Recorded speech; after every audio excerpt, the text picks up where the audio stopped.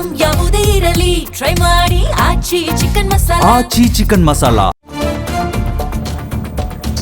ಕರ್ನಾಟಕ ಭವನಕ್ಕೆ ತೆರಳದೆ ಖಾಸಗಿ ಹೋಟೆಲ್ನಲ್ಲೇ ಉಳಿದಂತ ಸಿದ್ದರಾಮಯ್ಯ ಇಂದು ರಾಹುಲ್ ಗಾಂಧಿ, ಸೋನಿಯಾ ಗಾಂಧಿ, ಖರ್ಗೆ ಅವರನ್ನ ಭೇಟಿಯಾಗಲಿದ್ದಾರೆ. ಸಿದ್ದರಾಮಯ್ಯ ಬೆಳಗ್ಗೆ 9 ಗಂಟೆಗೆ ಸೋನಿಯಾ ಗಾಂಧಿ ಭೇಟಿಗೆ ಸಮಯ ಫಿಕ್ಸ್ ಆಗಿದೆ.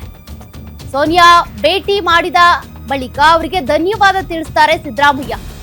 ಬಳಿಕ ರಾಹುಲ್ ಗಾಂಧಿ ಅವರ ಜೊತೆಗೆ ಮುಂದಿನ ಸಂಪುಟದ ಬಗ್ಗೆ ಪ್ರತ್ಯೇಕ ಮಾತುಕತೆ ಇರುತ್ತೆ.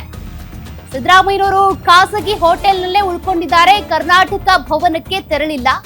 ಜೊತೆಗೆ ಇವತ್ತು ಸೋನಿಯಾ ಗಾಂಧಿ, ರಾಹುಲ್ ಗಾಂಧಿ ಅವರನ್ನ ಭೇಟಿಯಾಗಿ ಅವರಿಗೆ ಧನ್ಯವಾದ ತಿಳಿಸಲಿದ್ದಾರೆ. 2 ಬಾರಿ ಸಿಎಂ ಆಗೋದಕ್ಕೆ ಅವಕಾಶ ಸಿಕ್ತು ಪಕ್ಷದಲ್ಲಿ.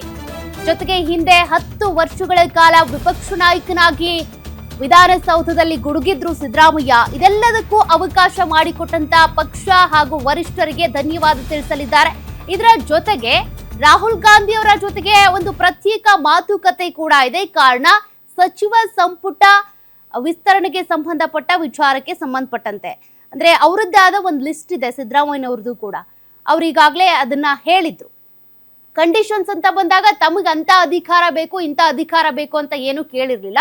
ಕೆಲವರಿಗೆ ಇಲ್ಲಿ ಜಾತಿ ಸಮೀಕರಣ ಅಥವಾ ಆ ಸಮುದಾಯಕ್ಕೆ ತಕ್ಕಂತೆ ಒಂದೊಂದು ಸಮುದಾಯಕ್ಕೆ ಒಂದೊಂದು DCM ಹುದ್ದೆ ಇರ್ಬೋದು, ಅದೇ ರೀತಿಯಾಗಿ 4 DCM ಹುದ್ದೆ, ಹಾಗೆ ಸಚಿವರಿಗೆ ಯಾರ್ಯಾರನ್ನ ಸಚಿವರು ಮಾಡಬೇಕು ಅನ್ನುವಂಥ ಕಾರಣಕ್ಕೂ ಕೂಡ ಸಿದ್ದರಾಮಯ್ಯನವರು ಕೆಲ ಹೆಸರನ್ನ ಹೇಳಿದ್ರು. ಹಾಗಾಗಿ ಇದಕ್ಕೆ ಸಂಬಂಧಪಟ್ಟಂತೆ ಇವತ್ತು ರಾಹುಲ್ ಗಾಂಧಿ ಅವರ ಜೊತೆಗೆ ಪ್ರತ್ಯೇಕ ಮಾತುಕತೆ ಕೂಡ ಇದೆ.